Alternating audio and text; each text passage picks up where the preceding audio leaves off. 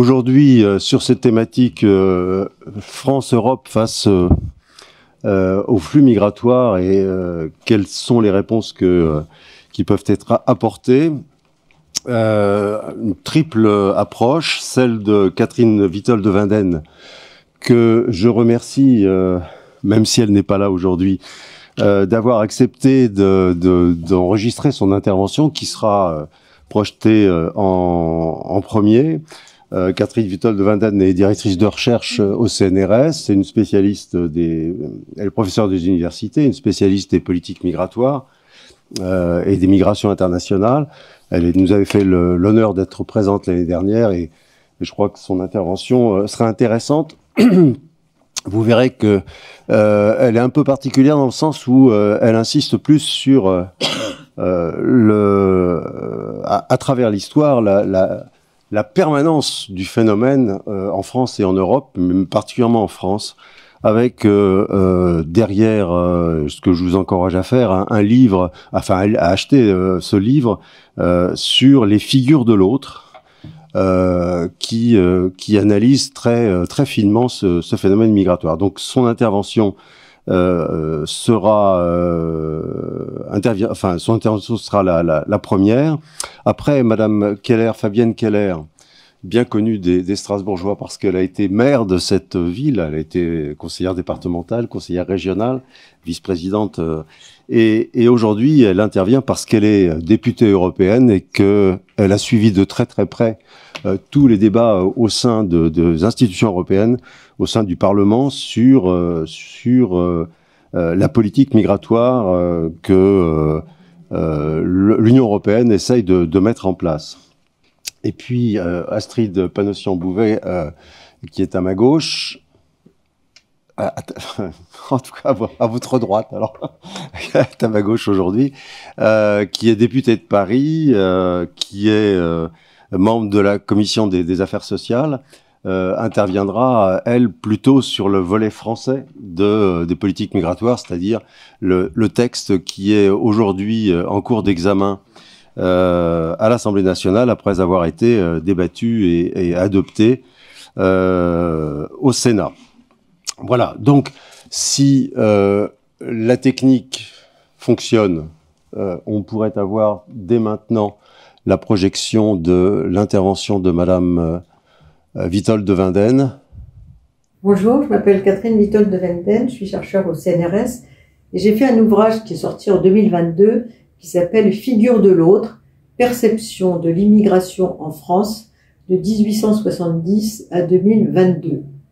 Et en fait, je me suis livrée à un exercice que m'avait demandé d'ailleurs mon éditrice, qui consistait à porter un regard sur ce que j'avais fait, les périodes que j'avais connues, c'est-à-dire 40 ans de recherche sur l'immigration, auxquels j'ai ajouté des travaux de collègues et puis d'historiens aussi qui ont travaillé sur la période antérieure, c'est-à-dire 1870-1970 pour l'essentiel, pour voir comment était regardé le migrant en plus de 100 ans, puisque la France est le plus ancien pays d'immigration en Europe et que beaucoup de Français l'ignorent totalement.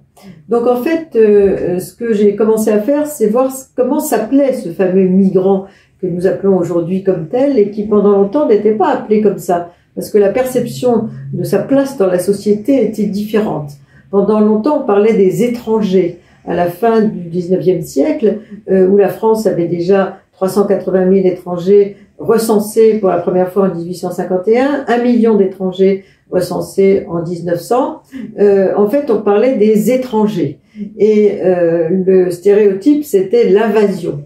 Et avec une attitude très différente de celle qu'on a aujourd'hui, comme il y avait la peur qui s'est malheureusement produite de la Première Guerre mondiale, il fallait faire des Français avec les étrangers. Donc l'idée, c'était d'ouvrir le droit de la nationalité dans un contexte de déclin démographique en France, avec plus de droits du sol, et d'ouvrir un accès plus simple à la naturalisation.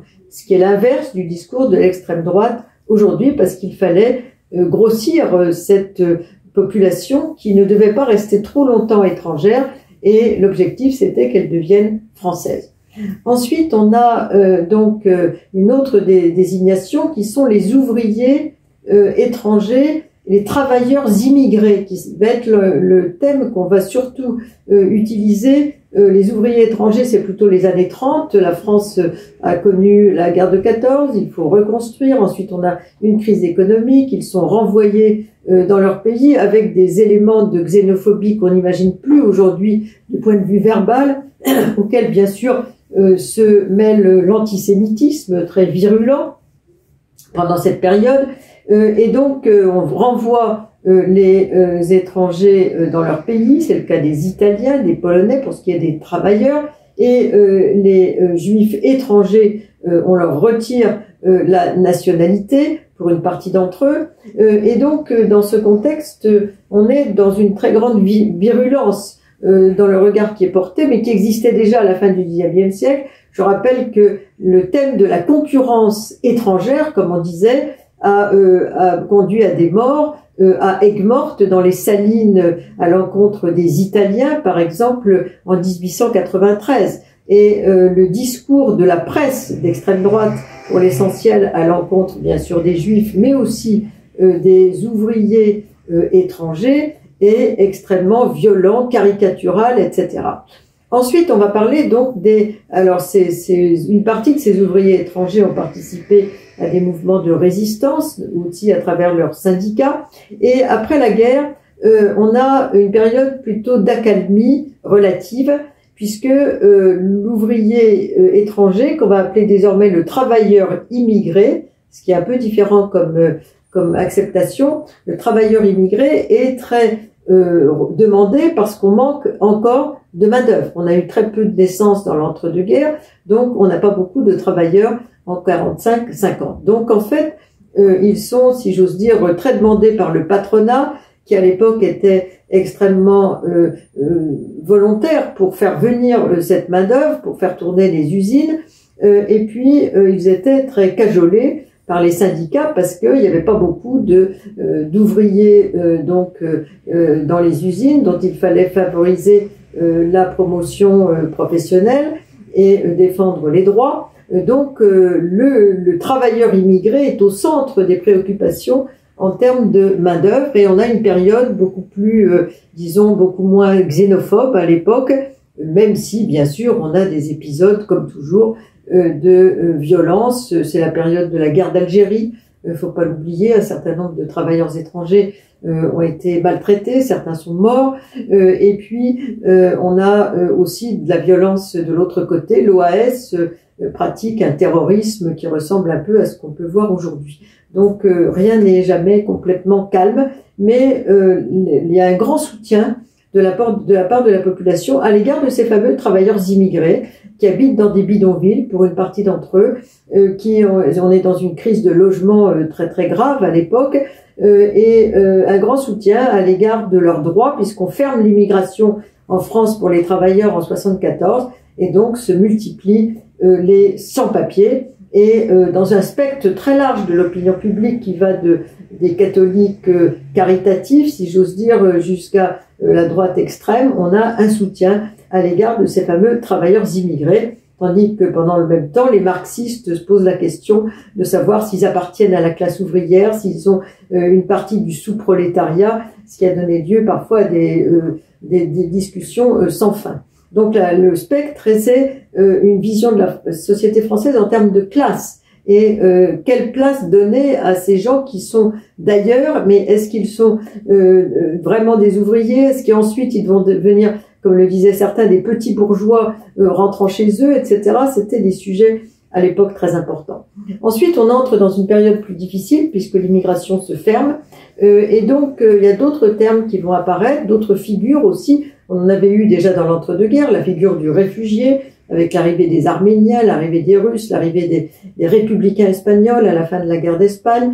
Déjà, d'ailleurs, on craignait le terrorisme, parce que on voyait chez les Espagnols, par exemple, le risque de l'anarcho-syndicalisme, qui existait déjà dès la fin du XIXe siècle.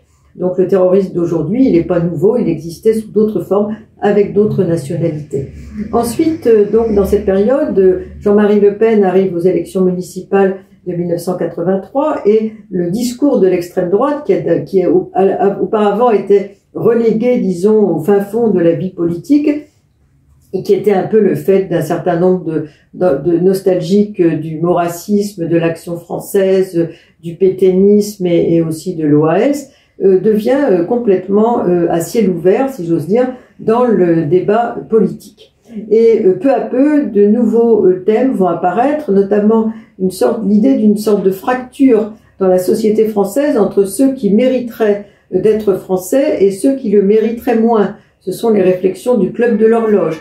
Donc il y a tout un débat sur ces nouvelles composantes de la société française, et progressivement on va parler d'autres, pas seulement des travailleurs immigrés, puisque les travailleurs, on est dans pleine désindustrialisation, mais on parle aussi des secondes générations, avec tout un débat: est-ce qu'il faut continuer à leur donner la nationalité s'ils sont nés sur notre territoire, ou revenir à une approche droit du sang, ce qui était le débat de la commission sur la nationalité, qui finalement n'a pas débouché là-dessus, ce qui était une volonté aussi du Club de l'Horloge. Faut pas oublier que proche du Club de l'Horloge, le Figaro Magazine avait publié en 1985 un numéro « Serons-nous encore français dans 30 ans ?», avec en couverture une Marianne voilée. Et donc les 30 ans ont passé. En principe, nous sommes toujours français. Mais les thématiques changent, puisqu'on va apparaître de nouvelles figures. D'une part, on ferme au sud et on ouvre à l'est. Donc on a une nouvelle migration de l'est à partir des années 90. Et là, les thèmes très anciens de la concurrence sur le marché du travail apparaissent, avec la figure de l'ouvrier polonais, par exemple, mais aussi les réfugiés. Et le réfugié est la nouvelle figure, si j'ose dire, qui apparaît dans l'immigration, puisqu'on a non seulement des réfugiés du communisme, on a eu les Vietnamiens antérieurement, et puis ensuite on va avoir toute une série de crises qui vont toucher le Proche et le Moyen-Orient dans cette période, l'Afghanistan, l'Irak, et puis ensuite la Syrie, les révolutions arabes de 2011, etc. Et donc la figure de réfugié devient une figure de proue, au point de presque masquer les autres aspects de l'immigration, qui sont pour l'essentiel le regroupement familial, accéléré par la fermeture de l'immigration, et puis les jeunes issus de l'immigration, bien sûr, qui sont toujours là, les femmes dans l'immigration, les mineurs isolés non accompagnés, ceux qui sont arrivés donc par bateau en traversant la Méditerranée. On a une multiplicité de figures nouvelles de l'autre, migrant, qui se développe au cours des années 90 jusqu'à aujourd'hui. Donc les catégorisations se complexifient, elles sont de plus en plus floues. C'est notamment le problème des réfugiés. Est-ce que ce sont des réfugiés ou est-ce que ce sont des gens qui entrent parce qu'ils cherchent du travail et qui veulent jouer sur une certaine politisation de leur profil pour entrer dans la catégorie du droit d'asile? Donc il y a tout un débat là-dessus, et on a des tas de gens qui dans leur vie ont des quantités de catégorisation différentes. S'ils ont arrivé comme sans papier mais qui sont diplômés, s'ils ont la chance de se faire régularisés, ils seront ensuite des travailleurs, ensuite éventuellement des futurs nationaux, etc. Donc on n'est plus complètement limité à sa catégorie comme l'ancien travailleur immigré que j'ai par exemple connu dans une enquête que j'ai faite chez Renault. On était OS à vie parce qu'on était peu qualifié, on avait peu de chances de changer de catégorie, si j'ose dire. Là aujourd'hui, les choses sont plus souples, plus mouvantes. On est dans un monde fluide, comme dit Zygmunt Bauman. Alors maintenant, qu'est-ce qui définit aujourd'hui l'autre?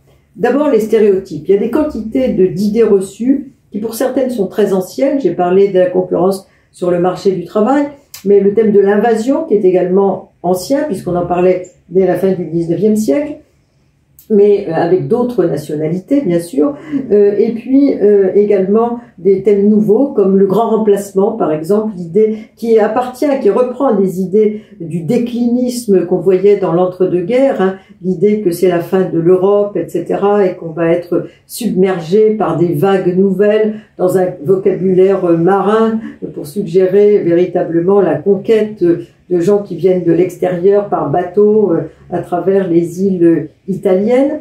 Et puis d'autres thèmes, l'idée de l'appel d'air. Plus on donne des droits, plus les gens vont venir, alors que toutes les enquêtes ont montré que l'appel d'air, quand on a 20 ans, c'est pas ça qui fait venir les gens, surtout que c'est souvent périlleux d'arriver, traverser la Libye, traverser la Méditerranée. Je rappelle qu'on a environ 50 000 morts en Méditerranée depuis les années 90. Et puis d'autres thèmes qui apparaissent également, certains qu'on utilisait déjà dans les années 80-90. L'idée que les sans-papiers gênerait l'intégration de ceux qui sont là. Or que ce sont des catégories totalement différentes. L'intégration, c'est les gens qui sont installés, les secondes générations. Les sans-papiers, c'est ceux qui arrivent et qui essayent de se débrouiller comme ils le peuvent sur le marché du travail, qui n'ont rien à voir avec les gens, par exemple, des banlieues. Autre idée très répandue, le défi démographique. Un livre de Stephen Smith, par exemple, sur l'Afrique va nous envahir. Son livre est centré là-dessus, qui est sorti en 2018. Tous les travaux de démographes montrent que la plupart des Africains migrent en Afrique, pour la plupart, parce que c'est plus simple, ou au Golfe, mais une petite partie bien seulement en Europe. Et tout ça, ça a été complètement déconstruit par les spécialistes, de même que le thème du grand remplacement, ça a été déconstruit par François Héran, par Hervé Lebras, etc., qui a fait un livre sur ce thème qui s'appelle « Il n'y a pas de grand remplacement ». D'autres idées aussi, les plus techniques, si j'ose dire, l'idée que les déplacés environnementaux seraient les immigrés de demain. Or, les déplacés environnementaux, ils sont déjà là. Ils arrivent à travers l'immigration de travail, quand c'est possible pour eux, mais surtout à travers aussi la demande d'asile, parce que souvent, les questions de politique prennent leur source dans des carences environnementales qui s'ethnicisent, etc. D'autres idées aussi, comme par exemple le développement doit être une alternative aux migrations.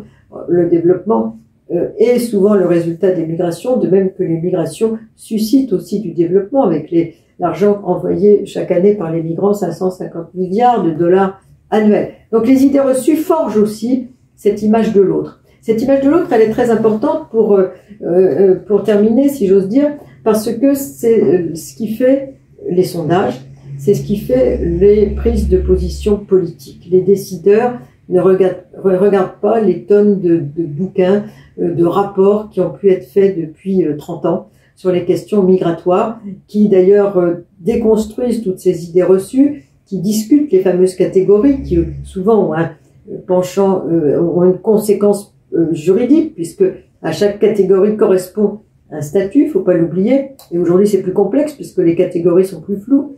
Et donc, tout ça, ça a été écrit, démontré, débattu, mais le savant et le politique ne se rencontrent pas.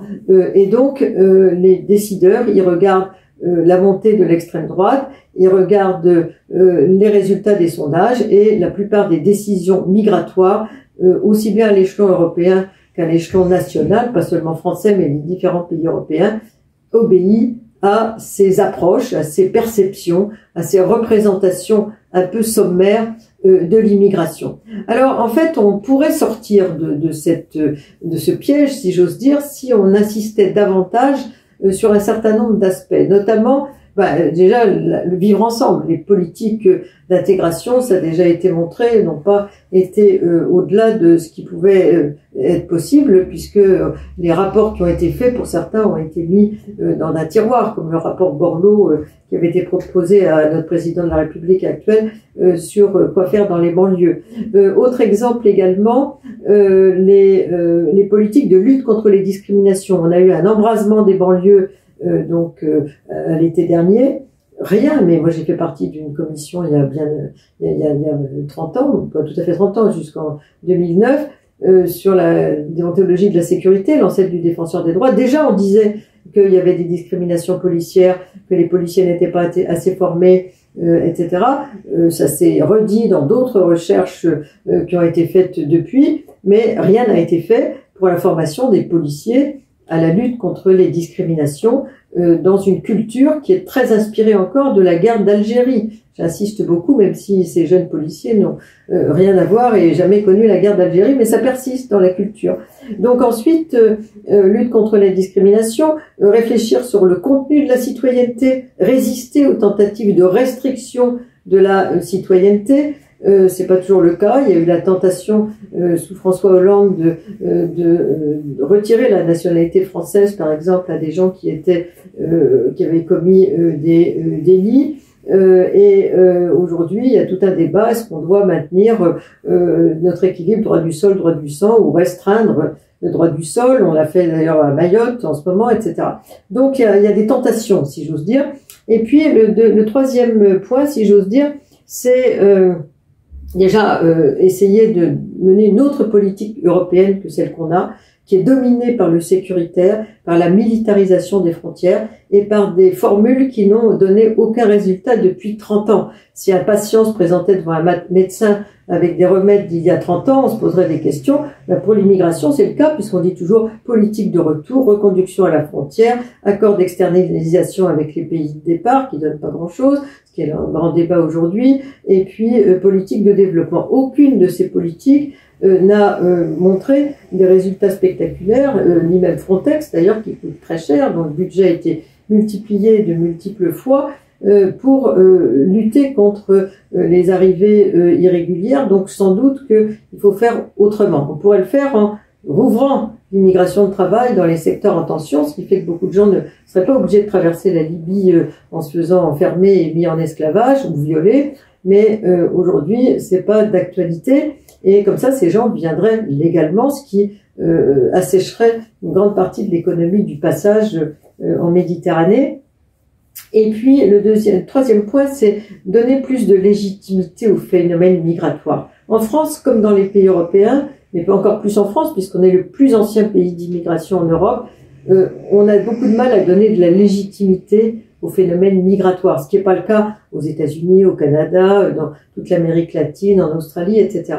Donc, mettre l'immigration au musée, comme on l'a fait difficilement d'ailleurs, c'est une bonne chose, à mon avis. Il faut valoriser l'histoire migratoire, qui est souvent un facteur de créativité dans bien des cas, et également prendre la mesure de l'importance de ce phénomène dans une société qui, de toute façon, à l'horizon 2050, sera, qu'on le veuille ou non, plus cosmopolite qu'elle ne l'est aujourd'hui, sans doute plus multiculturelle, et où la question du vivre ensemble sera au cœur des politiques publiques. Bien.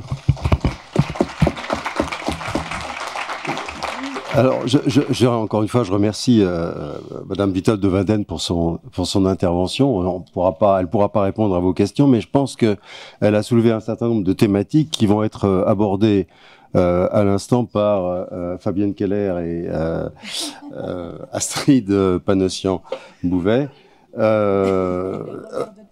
Et je pense, pardon.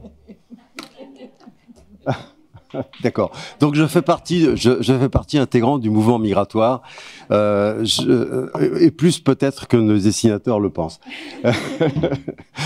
Mais je crois je suis peut-être pas de la galaxie, mais il y a peut-être il y a d'autres phrases qu'on pourrait reprendre dans cette voilà qui rendent plus optimiste.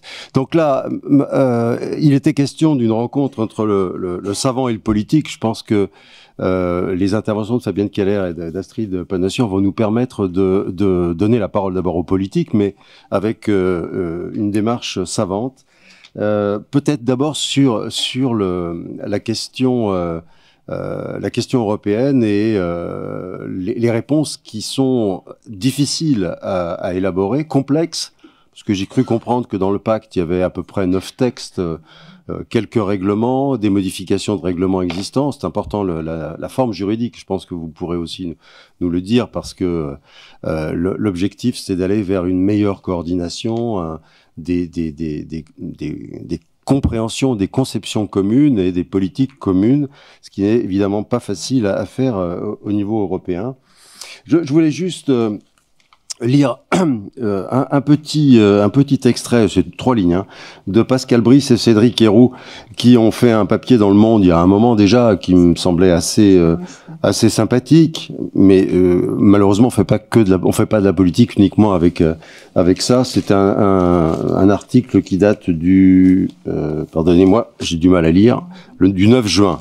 C'est pas très vieux, mais qui dit très précisément dans quel contexte on se trouve et dans quel contexte on doit apporter des réponses au niveau européen, au niveau national. La migration restera une réalité, quels que soient les obstacles érigés, car l'être humain est ainsi, il se meut pour sa survie, je dirais même pour sa sécurité, son bien-être, et cela depuis la nuit des temps, elle doit être organisée. Donc, Madame Keller, comment organiser ces migrations?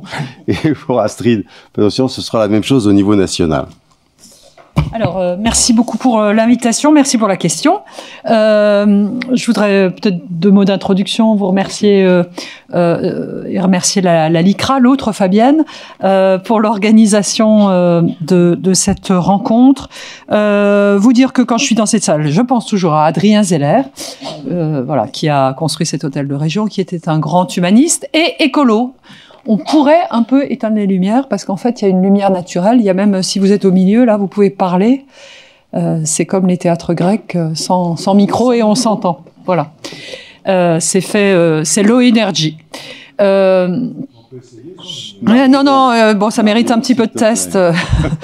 Mais voilà, une pensée pour lui parce que, voilà, vous savez que vous êtes en terre concordataire, c'est-à-dire que ce sont les lois napoléoniennes qui s'appliquent ici. Et Adrien avait inventé le mois de l'autre dans les lycées alsaciens, donc un mois, le mois de mai, où on rencontre des gens différents, non seulement des religions différentes, mais aussi des personnes qui ont des parcours, des personnes qui ont des passions, des personnes qui ont un vécu.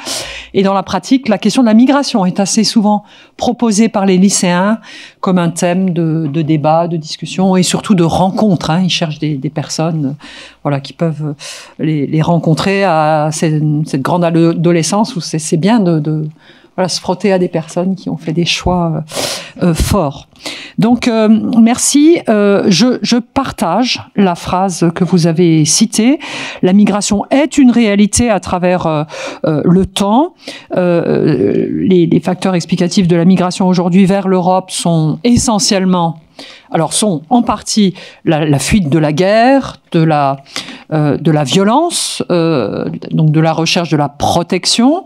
C'est bien la Convention de Genève y pourvoit et prévoit que dans ces cas-là, les personnes ont droit au statut de réfugié, mais c'est aussi assez largement, nous le savons, la question du travail, en l'absence de mécanismes très accessibles de migration pour le travail. C'est pas très simple si vous habitez un pays du Sud et que vous avez le projet de travailler en Europe, de trouver comment y aller, puisque soit vous êtes recruté dans votre pays d'origine, mais c'est quand même assez rare. Il y a un peu des boîtes d'intérim, mais très peu. Ou alors vous tentez votre chance, vous rentrez et vous essayez de trouver un boulot, souvent illégal d'abord, avant d'être soit régularisé, soit d'obtenir un titre. Certains rentrent quand même grâce à des titres de travail, mais c'est sur une base nationale. Et c'est cette réalité-là que nous vivons à l'échelle européenne. Donc oui, la migration restera une réalité. Une petite anecdote, mais qui pour moi est assez importante. Avec mes collègues du groupe Renew dont je fais partie, on est allé voir le musée d'Anvers, le musée de la migration, qui est le musée de la Red Star Line, qui était de 1860 à la Grande Dépression de 1929, la compagnie qui emmenait les gens à Ellis Island. Alors, vous regardez les cartes, ils venaient de toute l'Europe. Ils parcouraient sur des trajets de 6 mois à plusieurs années. Ils bossaient tout le long. Puis ils arrivaient à Anvers, où au début, ils étaient emmenés assez facilement sur les grands paquebots. Et puis à la fin, ils étaient triés sur des critères de plus en plus sévères. Et à la fin, et d'ailleurs le musée est dans ce bâtiment, ils se prenaient des vérifications de la dentition, des douches brûlantes pour éliminer les virus. Et à la fin du parcours, ils vous font faire le parcours du migrant, donc européen, quittant l'Europe vers un Eldorado supposé l'Amérique. Il y a toutes les listes des personnes qui sont montées dans les bateaux, dans les paquebots, qui sont enregistrées et vous invitent à saisir votre nom et votre région. Donc moi, Keller, il y a trop de Keller sur Terre, donc j'ai mis mon nom de jeune fille Grismar.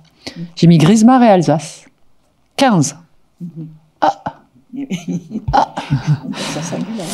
Voilà, donc on se sent concerné. J'ai trouvé que c'était assez poignant. Donc voilà, je voulais partager cela. Donc la migration, par contre, peut changer au cours du temps en fonction des réalités. Au niveau européen, nous essayons de gérer cela. Alors, j'ai combien de temps pour pas trop manger sur son temps de parole ? Vous avez un quart d'heure de... Oui, il me reste 10 minutes alors.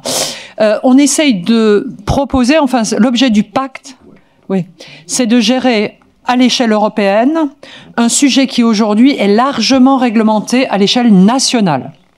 Ce qui donne lieu à des disputes franco-italiennes, franco-espagnoles, germano, enfin l'Allemagne se dispute beaucoup avec l'Autriche et surtout les Balkans derrière, avec les Italiens à cause de tous les flux qui arrivent par débarquement. Les Néerlandais en veulent à tout le monde, au motif qu'on maîtriserait mal, on gérerait mal, la France laisse passer, l'Espagne aussi, etc. Donc on est dans une situation qui n'est pas satisfaisante en termes européens, face à un flux migratoire qui augmente. Sans nul conteste, la migration irrégulière augmente de 30% cette année par rapport à l'année précédente, 22, qui elle-même était en augmentation puisque la période Covid a quand même pas mal gelé les arrivées du fait tout simplement qu'il y avait moins de moyens de transport, hein, moins de bateaux, moins d'avions qui circulaient, que parfois le Covid a été utilisé aussi pour faire de la rétention aux frontières sur un motif de prétendue santé.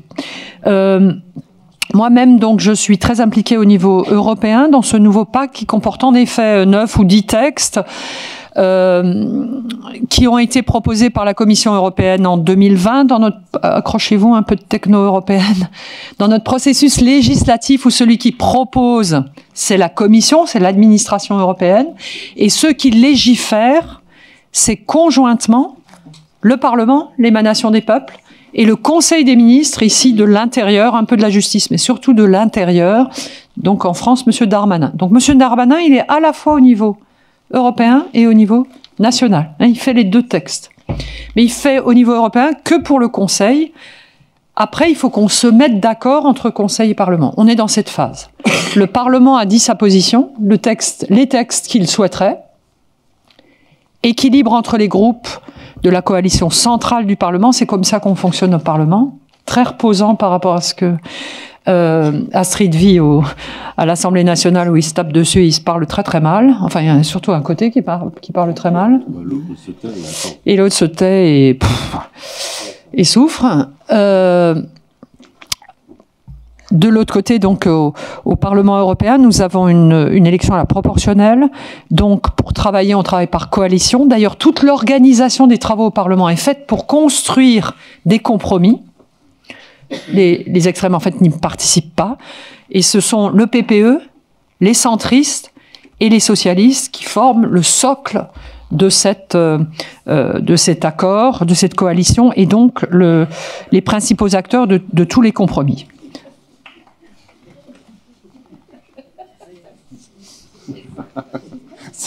Donc pour les gens non alsaciens, Gilbert Meyer, paix à son âme, a donc fait construire une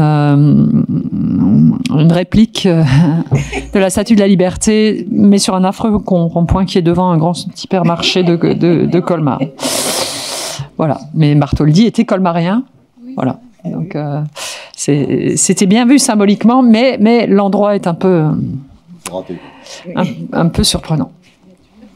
D'ailleurs, si vous allez à Washington, à l'ambassade de France, je crois qu'il y a la statue qui a servi de modèle en modèle, enfin le premier, la première statue finalisée qui a servi de modèle au dessin des pièces, puisqu'elle est immense, hein, cette statue de la liberté avant sa construction. Il m'a coupé là, je ne sais plus où j'en suis. On est dans le trilogue, dans les compromis. Donc, depuis 2020, alors, il y avait déjà eu des propositions de la Commission en 2017-18, où il y avait eu un accord du Parlement, un accord du Conseil des ministres, mais ils étaient tellement éloignés qu'ils n'ont jamais trouvé un accord ensemble. Donc, sur les 9 ou 10 textes, on en a repris 6,5. Dans l'état dans lequel ils avaient déjà été négociés, on a considéré que les compromis étaient possibles et ils avaient bien cheminé, ils étaient bien communs au Conseil et au Parlement. Donc on a recommencé les 3 textes, je dis et demi, je vais vous expliquer pourquoi, parce qu'il y a un texte qui a été repris à moitié et à moitié refondé. Donc un nouveau texte sur le screening aux frontières. Toute personne qui rentre dans l'Union européenne doit être enregistrée. On prend ses empreintes, on prend sa photo, on prend toutes les informations qu'on peut avoir sur différents documents soit passeport, soit pièce d'identité nationale. Un règlement dont j'ai la charge comme rapporteur, un règlement le plus dur sur les procédures, pour totalement harmoniser la manière de conduire les procédures, avec la création d'une procédure accélérée aux frontières, pour gérer plus rapidement, plus efficacement, les personnes qui ont très peu de chances d'avoir l'asile. Pour les personnes qui viennent de pays pour lesquels le taux de reconnaissance du statut de réfugié est inférieur à 20%. Ceci fait l'objet de débats assez difficiles. Nous, on essaye aussi de travailler pour que ces procédures puissent être réelles. Donc, prévu sur 3 mois pour la demande d'asile plus le recours et 3 mois pour le retour. L'idée, c'est que les personnes ne se projettent pas, s'installent pas parce qu'elles ne remplissent aucun des critères pour rentrer dans l'Union. Mais le sujet, c'est l'accueil, l'humanité de cet accueil, la prise en compte des situations familiales. Et de toute façon, les familles avec enfants de moins de 12 ans, les MNA, sont exclues de ces procédures accélérées. Et puis, par ailleurs, l'harmonisation des procédures habituelles qui font l'objet aujourd'hui d'une directive, mais qui sont précisées dans ce texte plus étroitement. L'idée, en fait, c'est d'arriver à terme à une reconnaissance mutuelle des procédures d'asile. Parce qu'on est quand même dans ce truc fou où une personne peut redéposer plusieurs fois en Europe, ce qui contribue à, aujourd'hui, la noyade le système est embolisé, hein. Il est complètement noyé dans l'augmentation des nombres, mais aussi les demandes à répétition. Donc on a un sujet de défi.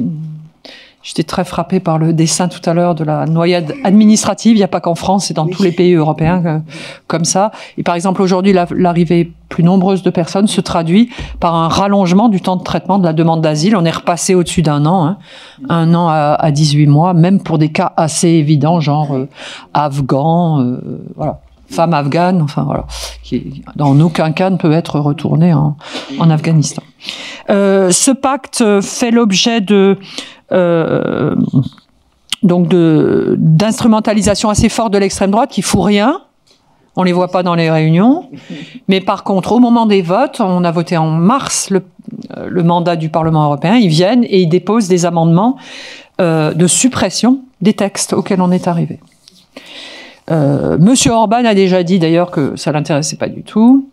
Et c'est d'ailleurs pour lui que le nouveau règlement de Dublin a 2 volets. Il y a un volet solidarité, c'est-à-dire répartition des demandeurs d'asile en Europe pour ne pas laisser les pays de première entrée trop en difficulté en cas d'arrivée massive. Et puis il y a une possibilité pour les États membres qui veulent pas participer à cette solidarité de payer. Alors c'est très cher, c'est fait pour être plutôt dissuasif, hein. Les États membres ont commencé à négocier d'un premier chiffre de 20 000 € par personne que l'État membre devrait reprendre et qu'il refuse. Pour vous donner une idée, hein, nombre de demandeurs d'asile cette année gérés par l'OFPRA, 150 000 ? Non, un peu moins. Un peu moins, 140 000 ? 137. Non, mais la projection 2023, là tu es l'année dernière, hein, 140, 150, les Allemands, projection 2023, 230 000. Voilà. Les Hongrois, dites un chiffre, 45. À mon avis, c'est une erreur statistique. Hein. Parce qu'en fait, et ça, je trouve que c'est éclairant, aucun migrant ne dépose l'asile en Hongrie. Parce qu'ils ont tous pigé qu'ils n'étaient pas bienvenus. Et le migrant, il est dans... Ça a été dit, j'ai pas tout entendu, mais j'ai entendu la fin des témoignages. Monsieur, hein, on va là où on peut s'établir raisonnablement. On peut avoir des copains, peut-être des enfants le moment venu. Enfin, voilà. Donc, 3e règlement, le nouveau Dublin. Puis, donc, ce sont des règlements. C'est-à-dire que le jour où c'est voté au niveau européen, c'est directement applicable. Il n'y a pas de transposition. Ça, on ne l'a pas encore complètement réalisé. C'est la force, mais je trouve qu'il n'y a pas assez de débat en France à ce sujet, parce que la seule solution pour participer au débat, c'est de participer au débat européen, au moment où les textes européens sont établis. Il y a d'autres textes, un sur les fichiers européens qui s'appelle Eurodac, un sur l'agence d'asile, c'est une agence européenne qui donne des outils aux États membres pour analyser les pays d'origine, analyser les papiers et les fraudes aux documents. Donc il y a des boucs sur les documents afghans, sur les documents bengalis, sur les documents congolais, etc. Il y a une directive importante, là c'est une directive sur les conditions d'accueil pour des conditions minimales soient assurées. Ce pacte est difficile, le débat est tendu, il est très polarisé, à l'image du débat national. Est-ce que nous arriverons à un accord? Je ne sais pas, mais ce sera avant Noël. Donc là, on a créé toutes les conditions pour mettre la pression. Si on y arrive, c'est maintenant. Et en particulier, la présidence française de l'Union européenne, au premier semestre de l'année dernière, a été un moment de grande avancée.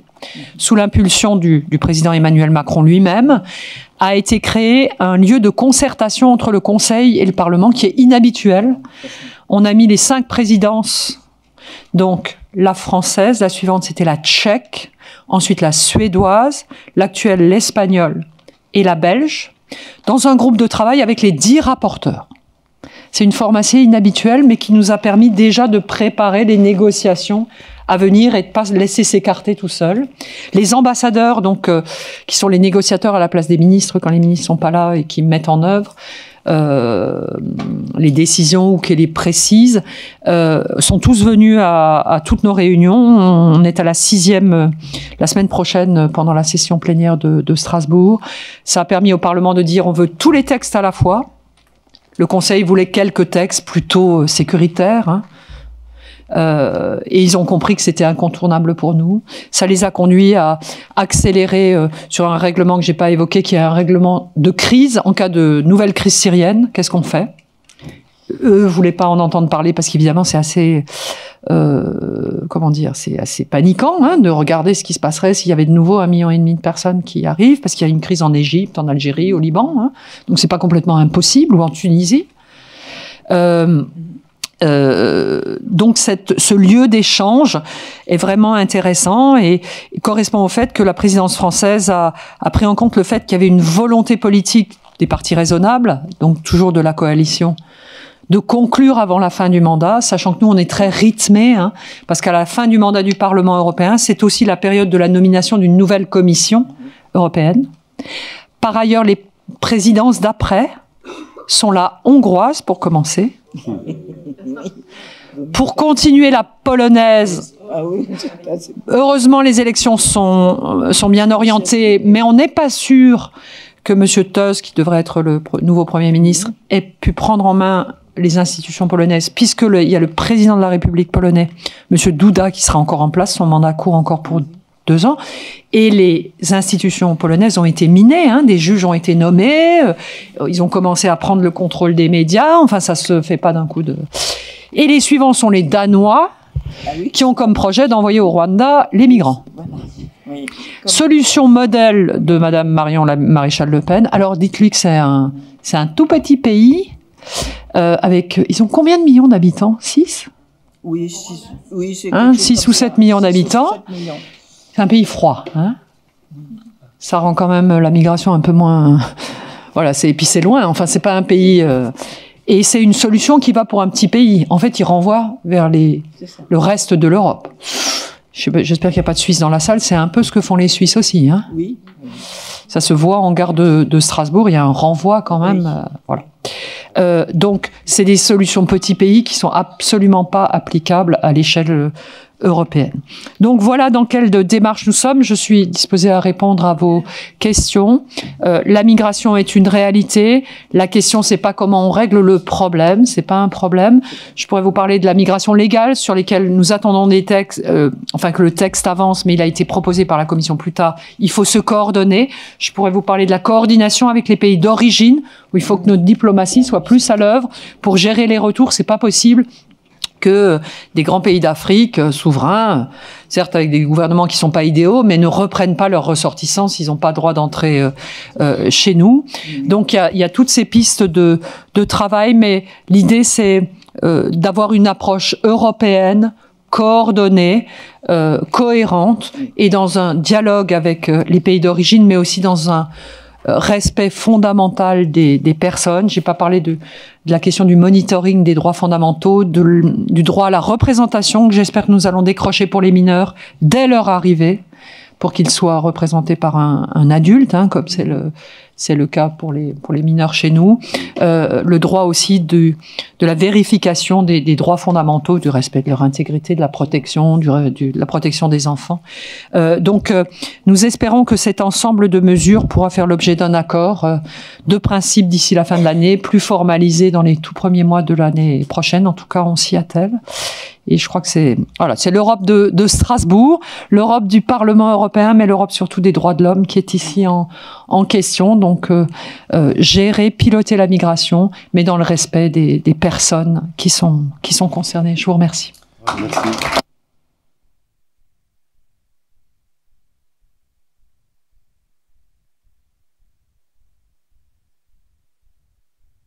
Merci. Merci. Vous découvrez maintenant, nous on l'a vu juste avant. Mais personne n'a ri. Je vous en remercie. Juste une question comme ça qui me vient à l'esprit, parce que vous parliez du Rwanda pour le Royaume-Uni, mais j'ai vu que Madame Meloni avait également la même idée, mais cette fois-ci avec l'Albanie, oui, qui est pas non plus un grand pays, mais qui y voit un intérêt financier, ce qui veut dire que les immigrés au niveau européen pourraient devenir... Enfin, ça pose le problème du lieu du traitement de la gestion des migrations aujourd'hui. Est-ce que ça se fait aux frontières? Est-ce que ça se fait dans des spots, enfin dans d'autres pays avec lesquels on passerait des accords ou pas? On a un peu le sentiment qu'il y a une pression qui existe. L'objectif du paquet, c'est de garder l'examen de la demande sur le territoire européen, mais dans une situation juridique qu'on appelle une fiction de non-entrée pour les procédures accélérées, pour simplifier en fait le retour des personnes, dans une logique où on examine vite et bien et on leur dit désolé, il y a peu de chance, tout de suite on leur dit il y a peu de chance que vous puissiez rester, et on organise très vite pour que psychologiquement aussi ils sachent ce qui se passe. Alors après, il y a la question de la liste des pays ou des régions vers lesquelles on peut les renvoyer. Le projet albanais, on ne connaît pas cette bête juridique. Voilà.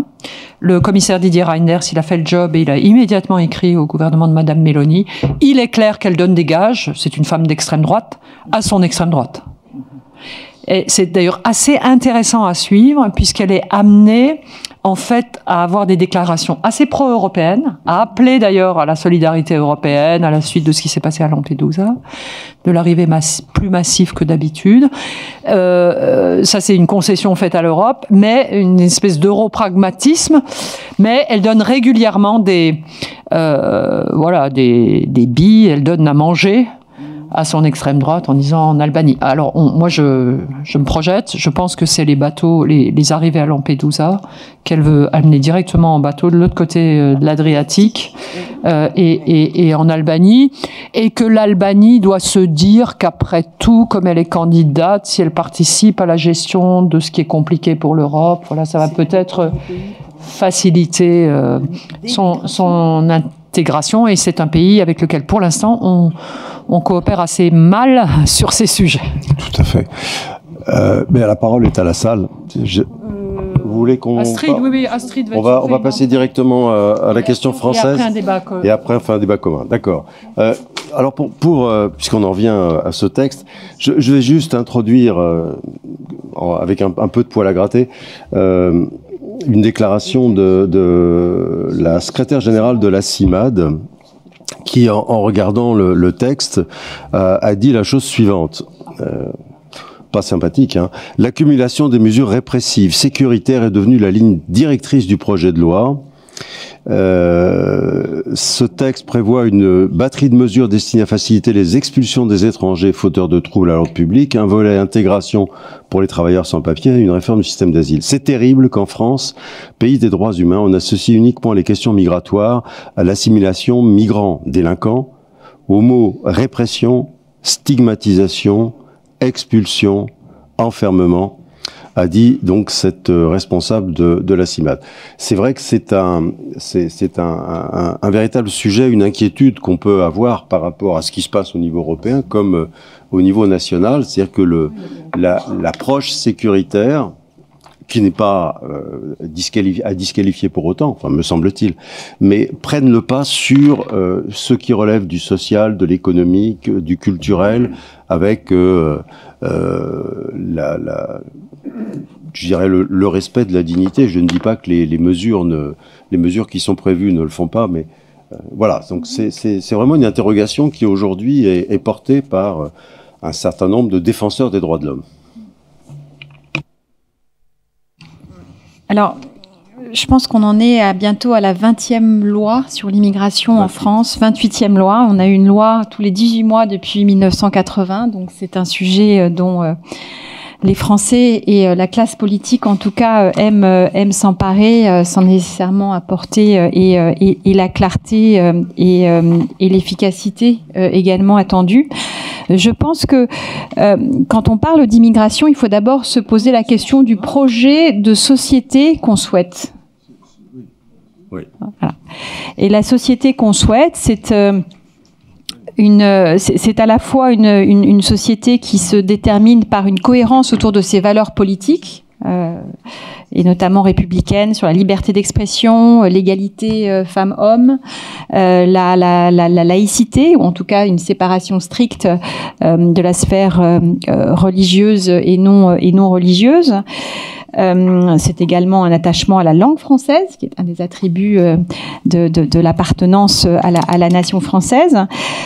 Cette société que nous souhaitons, c'est une société marquée par une cohésion sociale qui s'est construite par une histoire autour de l'État-providence, attachée par le travail, par des services publics.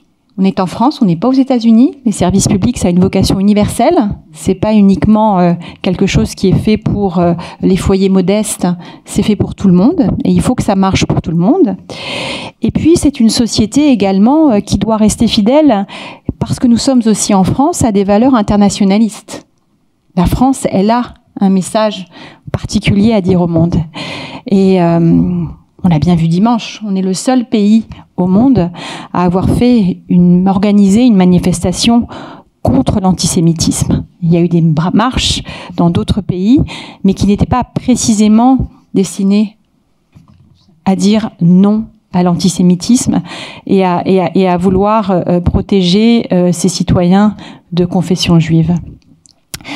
Et cet attachement aux valeurs internationalistes, c'est aussi cette capacité à vouloir sanctuariser le pays contre les persécutés de toutes sortes, venant de régimes de dictature, et on a beaucoup cité la Statue de la Liberté, et il y a ce magnifique poème d'Émilie Lazarus que vous connaissez au fronton de la Statue de la Liberté, et notamment donne-moi ces masses fatiguées qui aspirent à pouvoir respirer la liberté. Et ça, c'est aussi. Et donc c'est cette tension, parce qu'il y a des tensions contradictoires entre la cohérence de nos valeurs politiques, et je simplifierai en disant les valeurs républicaines. Il y a cet attachement à la cohésion sociale, et puis il y a cet attachement aux valeurs internationalistes et à notre capacité aussi à respecter les traités internationaux. On a cité Genève et d'autres accords. Donc, pour moi, la question migratoire doit d'abord répondre à cette question qui est la société que nous souhaitons. Et donc, c'est d'abord cette question à laquelle nous devons répondre avant de se voir imposer toute forme de question. Et si on ne répond pas à cette question, on a souvent effectivement tendance à avoir soit un réflexe émotionnel, en fait, qui est soit le réflexe du tout sécuritaire, soit le réflexe du tout humanitaire. Et je pense que la complexité, elle réside dans cet équilibre entre ces trois attentes.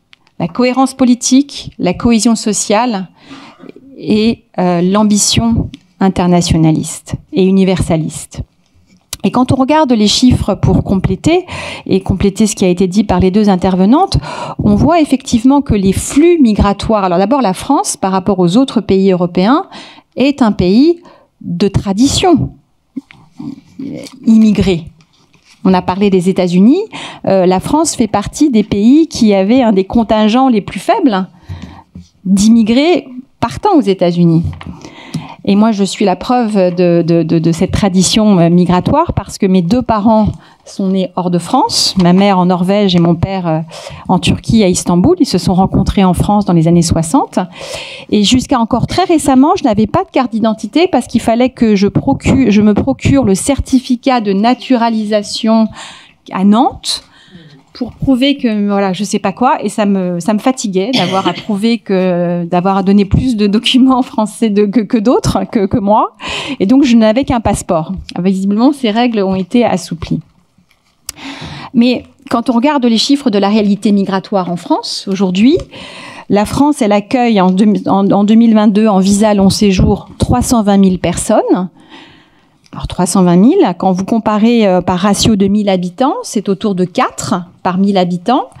Ça se compare à 17 pour la Suisse, 15 pour la Suède et 11 pour les Pays-Bas et le Danemark. Alors vous me direz, c'est faible ratio. Bon, 320 000 habitants, c'est quand même l'équivalent d'une ville de Nantes ou de Bordeaux. Et quand on regarde pourquoi ces personnes arrivent en visa long séjour, c'est principalement pour un gros tiers visa étudiant. Ensuite, le regroupement familial. Regroupement familial à 50% des Français qui se marient avec des ressortissants étrangers qui font venir en France et à 50% des ressortissants étrangers en situation légale qui font venir leur famille. Avec une situation distincte d'ailleurs entre ressortissants algériens et non-algériens, mais ça c'est un autre sujet. Et puis, sur ces 320 000 longs séjours, que 52 000 venant pour un visa de travail. Donc on voit que les visas de travail aujourd'hui, les raisons économiques sont minoritaires. Mais je reviendrai sur la question du travail. On a les 137 000 demandeurs d'asile, et comme l'a dit Fabienne, c'est relativement faible en nombre par rapport à d'autres pays comme l'Autriche, comme la Grèce, comme des pays limitrophes, mais également comme l'Allemagne, qui accueille 178 000, en tout cas c'était en 2022 et plus encore pour 2023. Et puis, on a 1,7 million de visas délivrés, dont 1,4 million de visas court séjour. Voilà. Avec une situation qui est qu'une très grande majorité des situations illégales aujourd'hui, des personnes en situation illégale, sont arrivées par la voie légale. Donc il y a aussi cette espèce d'imaginaire collectif autour duquel la vague migratoire, comment ils appellent ça, l'aspiration, enfin comment ils appellent ça, l'appel d'air. Voilà. Excusez-moi, j'arrive même pas à mémoriser que l'appel d'air viendrait par la mer, viendrait par les montagnes. En fait, une grande partie vient de personnes qui sont arrivées par voie légale, essentiellement des visas court séjour tourisme, mais également des visas étudiants. Certains qui avaient un permis de travail qui est expiré, qui met du temps à pouvoir être régulable, parce qu'il y a un vrai sujet aussi de délai en préfecture. Mais voilà la situation qu'il faut rappeler. Et donc, la vraie question, c'est quel est le projet de société qu'on veut en face et quelle est notre capacité, nous, à intégrer aussi. Et c'est vrai que sur la question de la langue, sur la question du travail, on est traditionnellement moins bon que d'autres pays. Pour preuve, le taux de chômage. Le taux de chômage national, il est de 7%. Quand vous regardez le taux de chômage des ressortissants étrangers en France, il est 1,5 fois plus. Il est autour de 12%. Et la France est le pays qui, en Europe, a le plus grand écart de taux de chômage entre ses ressortissants nationaux et ses ressortissants étrangers. Donc ça dit quelque chose. Et ça dit aussi de l'importance de pouvoir parler de la langue. La langue. Et donc, je ne sais pas si ce projet de loi qui a été examiné au Sénat, et je reviendrai précisément, mais fera que ça nous évitera dans 18 mois, dans 24 mois, une autre loi. Je ne m'en porte pas garante. Mais il a en tout cas l'ambition d'afficher les choses. Et de dire qu'il y a un sujet aujourd'hui autour de l'immigration du travail, qu'il y a de véritables métiers en tension, qu'il y a une réalité de filières entières, je pense notamment au nettoyage, au BTP, qui continue grâce à ce que Marx appelait une main-d'œuvre de réserve, qui est une main-d'œuvre irrégulière Et c'est là qu'on revient sur la question de quelle est la cohésion sociale qu'on veut, et notamment la place du travail. Est-ce que, avec une main-d'œuvre irrégulière qui fonctionne comme un dumping social pour l'ensemble des travailleurs présents sur le sol, qu'ils soient français d'ailleurs ou non français. Là, j'ai envie de reprendre le slogan de la CGT qui disait travailleurs français, travailleurs étrangers, même combat. Et moi, je trouve qu'une des grandes avancées de ce projet de loi, alors est-ce qu'il faut en faire un droit opposable ou pas, ou une faculté? Ça, c'est la question précisément qu'a introduite la nuance du Sénat. C'est de permettre, par rapport à l'existant qui est la circulaire Valls, à des travailleurs en situation irrégulière de pouvoir initier des démarches de régularisation sans avoir l'autorisation de leur patron. Il y en a qui seront bienveillants et qui voudront accompagner les démarches de régularisation de leurs salariés. Et on en reçoit tous les jours, en tant que député, en tant qu'élu, de démarches de soutien à des démarches de régularisation par des employeurs. Et puis il y en a d'autres qui sont peu scrupuleux, qui se disent mais pourquoi je devrais le régulariser alors que à la fois au niveau salaire, au niveau amplitude horaire, je trouverais jamais mieux.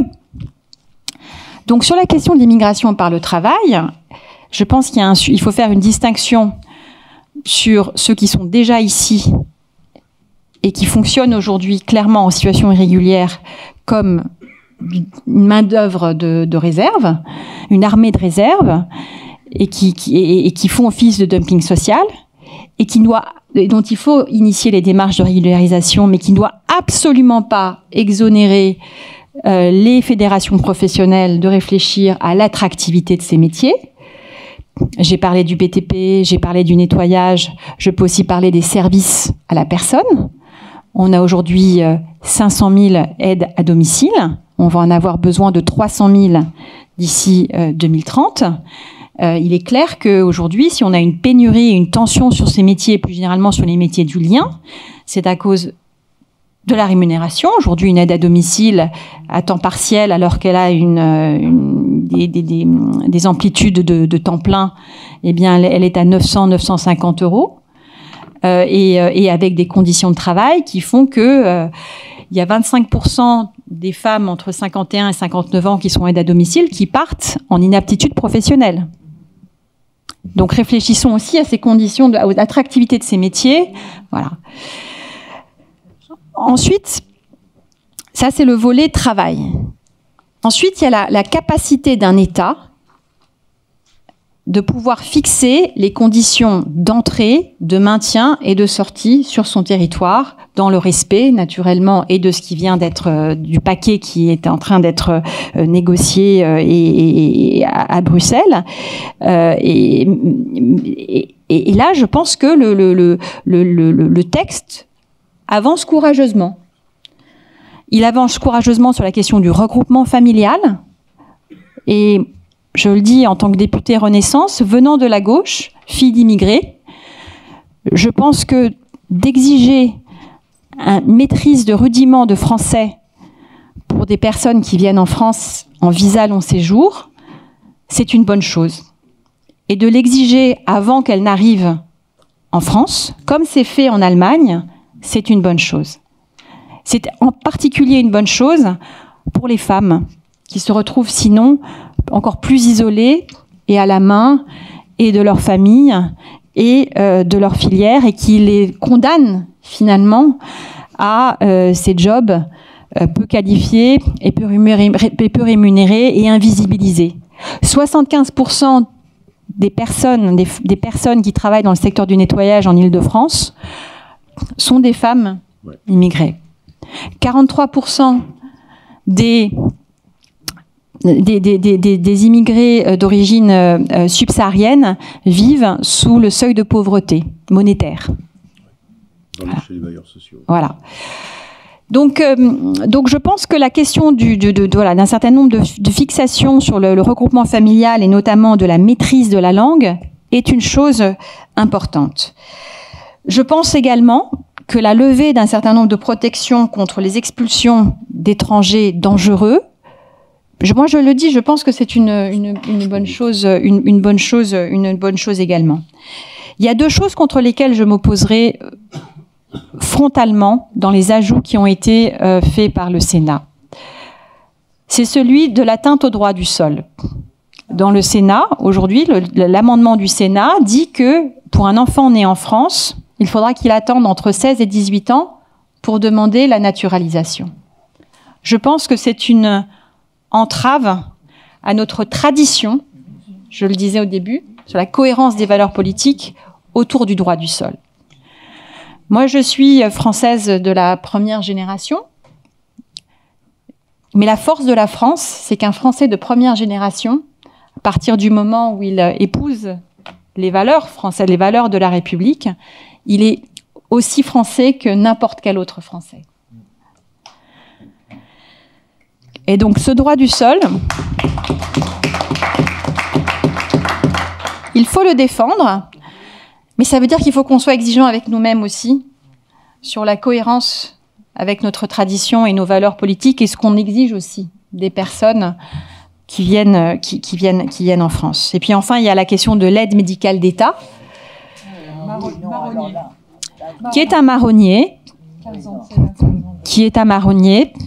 Et là, moi, quand j'ai vu ce débat apparaître, j'ai pensé à quelqu'un pour lequel j'ai une certaine admiration pour son courage politique. Et là, vous allez vous dire, mais ça n'a rien à voir avec le sujet. Mais en fait, si. C'est John McCain, qui est un sénateur américain qui a été prisonnier de guerre pendant la guerre du Vietnam, fils d'amiral, qui aurait pu être libéré bien avant et qui a dit non, moi je pars pas, je reste avec mon unité. Et donc il a été torturé. Il était sénateur républicain et en 2001, après le 11 septembre, se pose la question de l'utilisation par la CIA de la torture, de la légalisation, parce qu'il fallait... Et le sénateur McCain a eu cette réponse qui, je trouve, doit être la même sur la question de l'AME. Quand on lui pose la question de la torture, lui, ancien torturé, il dit, à propos de la torture, il dit « It's not about them, it's about us ». Et sur l'AME, l'aide médicale d'État, it's not about them, it's about us. Et ce que ça dit de nous et de notre capacité à toujours avoir de l'empathie envers celui qui est le plus vulnérable, et notamment dans une situation de maladie et de pathologie. Moi, je ne me vois pas, et je ne nous vois pas dire, comme c'est prévu dans le texte du Sénat, qui limite aux infections, aux maladies graves ou à douleur aiguë, à une femme dont on vient de diagnostiquer cancer du sein ou de l'utérus, ah ben non, il n'y a pas de douleur aiguë, donc ça ne va pas être possible de vous mettre en radiothérapie, en chimiothérapie. C'est about her, parce que c'est pas simplement it's not about her, c'est à propos d'elle, mais ça dit aussi beaucoup de nous. Donc voilà, donc c'est un débat compliqué, qui ne doit pas être dans l'émotion, mais c'est un débat qui exige de nous-mêmes d'être exigeants sur ce que nous souhaitons. Voilà. Que ce soit sur la question de la fierté de nos valeurs républicaines, sur lesquelles il faut être, je pense, plus que jamais intransigeant, sur la question de notre modèle économique, et notamment de la défense de notre protection sociale, mais également du travail qui va avec. Et est-ce que se faire livrer des pizzas quand il pleut par des gens qui sont payés à 5 € de l'heure et qui viennent... Est-ce que c'est le modèle de travail qu'on veut ? Et notre capacité dans une société ouverte où les flux migratoires vont être de plus en plus importants, à toujours défendre le fait que notre pays reste un sanctuaire contre les persécutions politiques. Voilà ma réponse.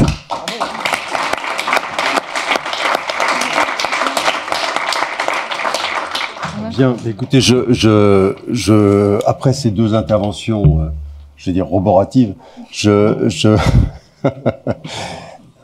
vous donne la parole. Je pense que vous allez certainement avoir des précisions à demander ou des interventions à faire. Madame. Oui, bonjour. Alors moi j'avais une question et des réactions. Alors une question pour Madame Keller. Tout à l'heure vous avez évoqué un texte sur les voies d'immigration légale, je crois, qui avait été proposé ultérieurement par la Commission. Donc si vous pouvez nous en dire un petit peu plus sur ce qui est en projet là-dessus. Et puis en réaction alors sur vos propos, moi c'est vrai qu'il y a des choses quand même qui me laissent très perplexe. Alors concernant le projet de pacte asile-immigration, sur ce que vous évoquiez sur la procédure accélérée aux frontières, moi j'avoue que ça me gêne beaucoup parce que le droit d'asile c'est un droit individuel et déjà la question de la procédure accélérée en France me gêne pour cette raison-là. C'est pas un droit qui est reconnu en fonction du pays d'origine, de votre pays d'origine. Donc même si on sait bien qu'en fonction des pays il y a des taux de reconnaissance qui divergent et c'est logique, mais vous pouvez très bien venir d'un pays soi-disant sûr et que votre situation à vous fait que vous êtes légitime à demander l'asile. Et j'ai du mal à voir comment on va pouvoir examiner ça de manière sérieuse dans ces endroits, alors je sais plus comment vous les avez nommés, en faisant vite, etc. D'autant plus quand on sait que quand même livrer un récit pour une demande d'asile, ça se fait pas en un claquement de doigts, ça demande du temps, ça demande une relation de confiance. Enfin voilà, moi j'ai du mal à voir comment on peut traiter sérieusement ce sujet-là dans ces conditions-là. Et ma deuxième remarque va plus s'adresser à Madame Panossian. Moi je suis tout à fait d'accord avec tout ce que vous avez évoqué au début de votre intervention sur les valeurs républicaines, l'importance de notre cohésion sociale, etc. Mais pour le coup, je vois pas du tout en quoi le projet de loi actuel, et alors bon encore plus depuis le passage au Sénat, mais même à l'origine, en quoi il répond à cela, en quoi il accroît notre cohésion sociale et notre capacité à bien accueillir. Les conditions d'accueil actuellement sont quand même très insuffisantes, voire parfois complètement indignes, et je vois pas du tout en quoi le projet de loi répond à ces problématiques. Et peut-être que d'ailleurs, moi ce que je pense, c'est qu'il n'y a même pas besoin de nouvelles lois en fait. Oui, les lois, elles existent déjà, il faudrait les appliquer, il faudrait que l'État les respecte. Elle est où la République quand on laisse des gens, et par exemple des enfants, dormir dehors ? Elle est où la République quand on crée des démarches administratives? Alors j'ai beaucoup aimé le dessin tout à l'heure sur la mare administrative française après la mer Méditerranée, mais malheureusement c'est vraiment ça. Et il y a quand même de la maltraitance administrative de la part de notre pays envers les personnes qui arrivent. Enfin voilà, pour moi c'est tous ces sujets-là qui sont urgents à traiter, qui abîment les personnes qui arrivent, qui sont pas dignes d'un pays qui se veut accueillant et qui ont des répercussions négatives sur notre cohésion sociale également et sur les valeurs républicaines qu'on prétend porter. Là-dessus, je suis tout à fait d'accord avec vous, mais je trouve que bien souvent, on n'en est pas digne. Voilà. Merci. Je vous propose de regrouper les questions. Est-ce qu'il y a d'autres questions ou d'autres interventions? Oui, madame. J'ai une question toute courte à Madame Keller. Je sais que vous êtes très impliquée dans la question ukrainienne et je voulais juste avoir votre avis et votre ressenti sur les agissements et sur les pas entrepris par le Parlement européen pour faire revenir les femmes et enfants ukrainiens qui ont subi un exil, enfin une migration forcée si vous voulez, qui ont été extirpés d'Ukraine et qui ont été envoyés en Russie. Est-ce que vous avez des éléments là-dessus? Merci. Monsieur? Oui. Moi, ça va être plus une question d'ordre général à Mesdames Keller et Panossian-Bouvet. Alors qu'on voit bien qu'on ne peut pas gérer les questions migratoires au seul niveau des États, pourquoi refaire un projet de loi au niveau national alors que cette question devrait être traitée, selon moi en tout cas, et je pense que Mme Keller est plutôt d'accord avec ça, au niveau européen. Et je n'ai plus la citation exacte, mais Emmanuel de Bono pourra peut-être la donner.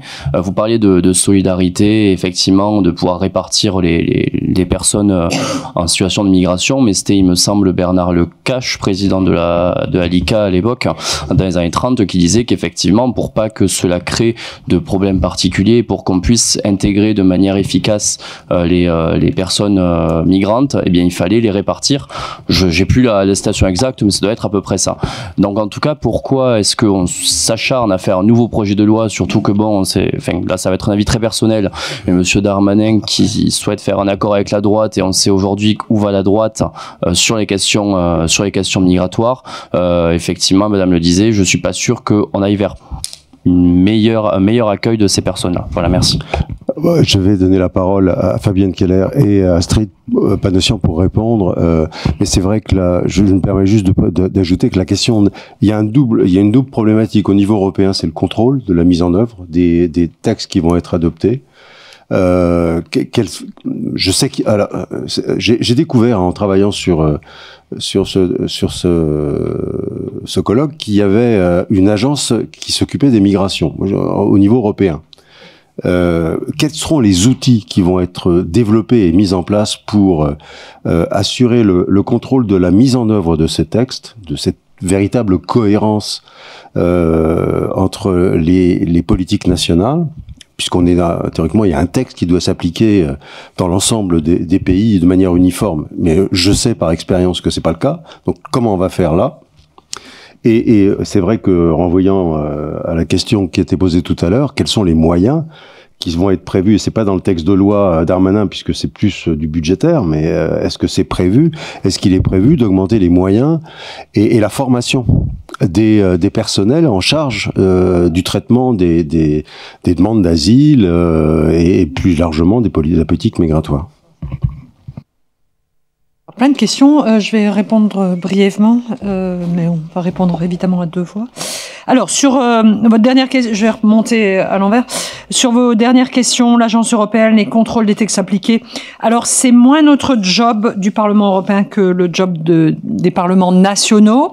Puis, on est dans un système européen où on respecte les différents échelons, et ça répond en partie à la question de monsieur. Nous, on fixe le cadre, les règles, mais la mise en œuvre est nationale. Voire régional ou local. Par exemple, le texte prévoit la possibilité pour la CNDA, la Commission nationale d'appel, de se régionaliser.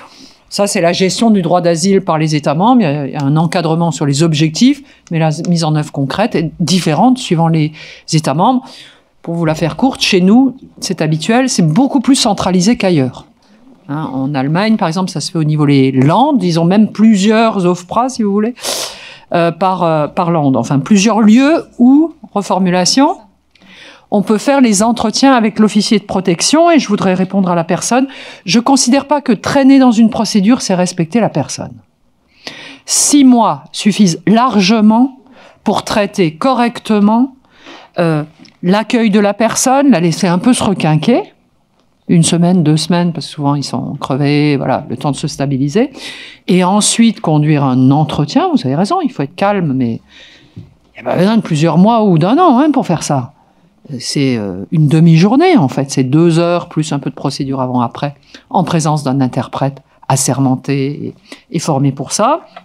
Parfois, un deuxième entretien. Tout ça peut très bien se conduire en quelques semaines. Pareil pour le recours, ou c'est le même processus. Et de toute façon, les vulnérables sont toujours exclus. Hein, les MNA et tout ça, hop, ils sont pas dans ce processus. Parce qu'on se dit, une vulnérable, une personne qui va pas bien, faudra peut-être plus de temps pour se rebaser, hein, peut-être retrouver des infos d'une personne qu'elle a perdue pendant son voyage, enfin, etc.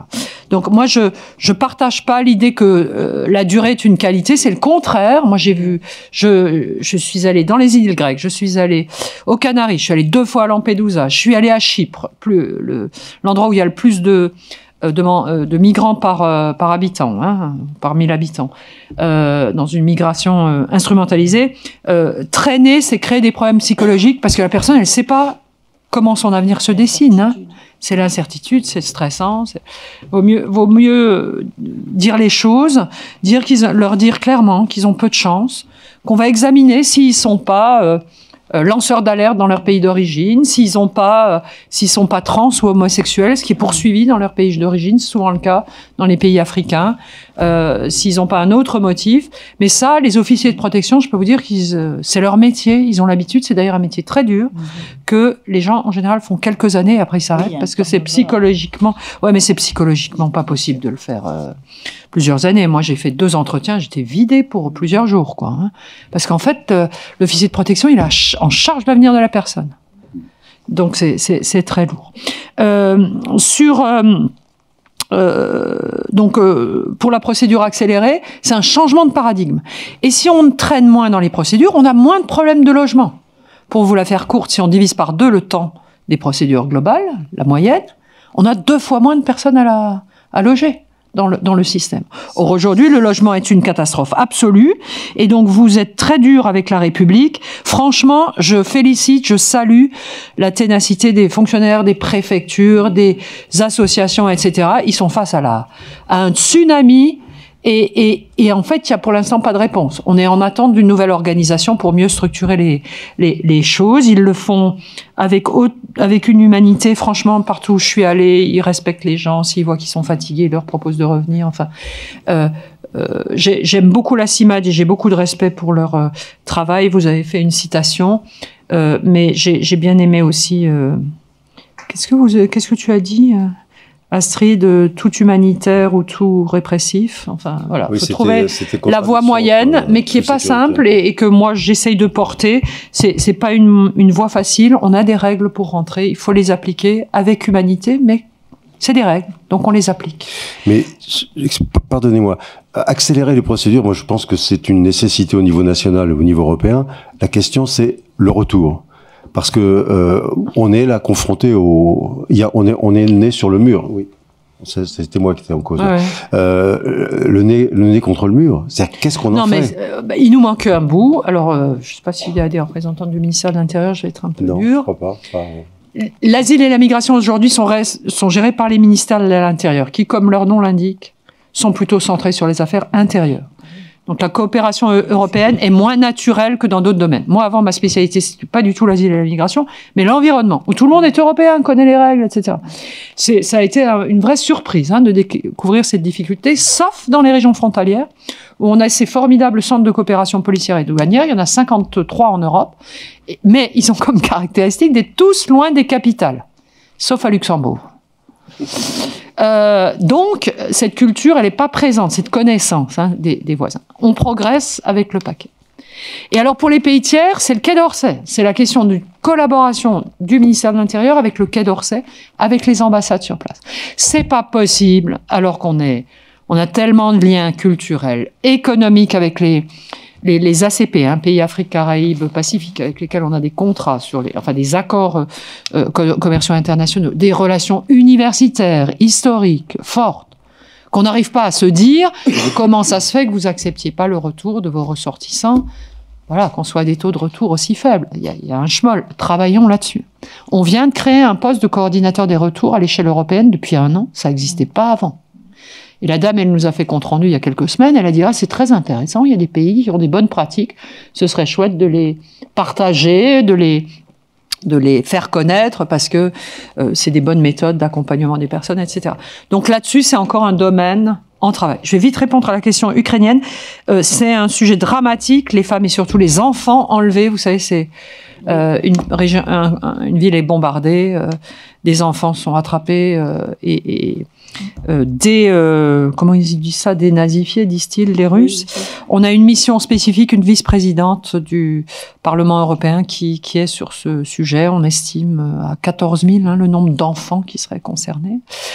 Donc ça nous rappelle, s'il en était besoin, que les guerres donnent lieu à des viols, à des enlèvements d'enfants, à des pratiques monstrueuses et à des crimes de guerre sur lesquels, il faut le savoir, nous travaillons à accumuler les éléments de preuve, et la gendarmerie française, à travers notamment son centre de Cergy, qui est très performant, fait un travail remarquable effectivement d'enregistrement. Ils gardent les vidéos des gens, ils gardent des preuves matérielles, ils vont sur place pour que le moment venu, ça puisse faire l'objet d'une procédure devant ce qui sera une sorte de CPI, de tribunal pénal international adapté à la situation de la Russie.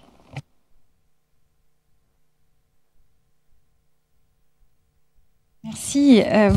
Vous me dites, madame, qu'il faut accueillir dans ce texte. Enfin voilà, excusez-moi. Ce texte n'a pas pour vocation à répondre à la question d'un sujet au long cours qui est l'intégration dans la dignité. Je veux dire, c'est un travail au long cours. C'est un travail au long cours. Quand je vous dis que vous avez 40% des immigrés d'origine subsaharienne en situation légale qui vivent en dessous du seuil de pauvreté, c'est pour moi un vrai sujet d'intégration. Et voilà, quand vous avez, pour moi, c'est ça le sujet. Et la question, c'est de savoir est-ce que, et ça fait le lien avec finalement, c'est une question européenne. Pourquoi ça devrait pas être traité au niveau européen? Mais on voit que les réponses sous contrainte Schengen sont différentes en fonction des pays. Alors il y a le délire danois dont on ne veut pas. Mais il y a d'autres réponses. Et je vous donnais l'exemple du regroupement familial ou du visa de travail allemand, qui sont aujourd'hui plus restrictives que ça n'est en France. Et c'est une question qu'il faut se poser. Moi, voilà, c'est une question qu'il faut se poser parce que ce taux de pauvreté monétaire fait que ce sont des personnes qui, naturellement, parce que nous avons cette cohérence sociale sur la protection sociale, et parce qu'on ne fait pas de distinction, et il faut se battre pour qu'on ne fasse pas de distinction dans l'accès aux droits, sur une fonction raciale ou de nationalité, à partir du moment où on est en situation régulière, eh bien, on a les mêmes droits que les citoyens français. Eh bien, ce taux de pauvreté monétaire accru pour les personnes immigrées en situation régulière font qu'aujourd'hui, et ça, ce sont des chiffres qui étaient dans une tribune du Monde récemment, 50% des immigrés d'origine africaine, algérienne, marocaine et tunisienne sont dans un logement social, contre 11% des non-immigrés.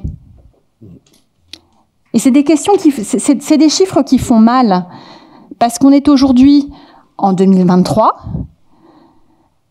et que on a un risque qui est celui de 2027.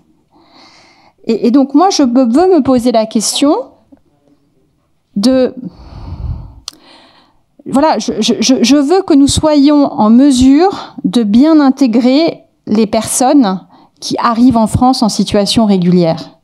Parce que la promesse républicaine, la promesse qui font que des gens, des Norvégiens, des Arméniens, ce qui est le cas de mes parents, mais de beaucoup de gens qui viennent en France, c'est qu'à partir du moment où on travaille et qu'on respecte la règle, on peut se créer une meilleure vie. On peut se construire une meilleure vie pour soi-même et pour ses enfants. Ça dépend et de la personne qui vient, mais de la capacité de la société qui l'accueille à pouvoir aussi le permettre. Et donc, c'est pour ça que moi, je préfère avoir ce discours de vérité et de dire que cette loi, elle n'a pas pour vocation à régler ce problème que je viens de citer. Par contre, elle a pour vocation à se prémunir de ce qu'on a construit dans une forme de lâcheté ou de bons sentiments depuis 40 ans, à coup de lois passées tous les 18 mois. Et puis sur la question des conditions d'expulsion, on vit quand même un contexte difficile là en ce moment, depuis un mois. Et je lisais là dans un article du Parisien, ça s'est passé il y a 2 semaines de cela, rue des Rosiers à Paris, qui est une rue dans le quartier juif à Paris, dans l'As du Falafel, qui est un restaurant pour les Parisiens très apprécié pour ses bons falafels. Il y a un monsieur d'origine, un Pakistanais, c'est pas un Français d'origine pakistanaise, c'est un Pakistanais en situation illégale depuis 2011, qui est arrivé devant l'As du Falafel un dimanche, qui est un jour en général où il y a beaucoup de monde rue des Rosiers, et qui a dit, il a sorti des paires de ciseaux de coiffeur en disant Allah Akbar, Free Palestine. Et il a été naturellement, il est passé devant, il a été arrêté et il a eu, attends, j'ai la sentence, mais il a eu que du sursis d'ailleurs. Il a eu que du sursis. 6 mois d'emprisonnement, mais avec sursis. Et là, je vais vous poser, je vais dire les choses de manière un petit peu provocatrice, mais qu'est-ce que cette personne a à faire en France ? Vraiment, je vous le dis, et je le dis ici à la LICRA, et je le dis... voilà. Et moi, je ne veux pas aboutir à cette situation où parce qu'on s'empêche, parce qu'on a peur de se le dire, que ce soit Marion Maréchal Le Pen et sa tante qui le disent, quoi. Des questions que... Voilà. Donc... Bien. Et donc cette loi, elle n'a pas pour vocation à régler le problème existant, mais parce qu'il y a tellement de travail à faire sur et l'intégration et l'école et les services publics qui sont déficients, là où on a voulu concentrer les personnes, parce qu'on les a littéralement concentrées à la périphérie des grandes villes. Et ça, c'est un autre sujet, j'ai envie de dire, domestique. Mais sur la question des flux à venir, elle a pour vocation à essayer de se prémunir de ce qu'on a construit finalement depuis 40 ans et qui ne marche pas. Voilà. Merci Astrid. Merci Fabienne Keller. Merci Astrid Panession.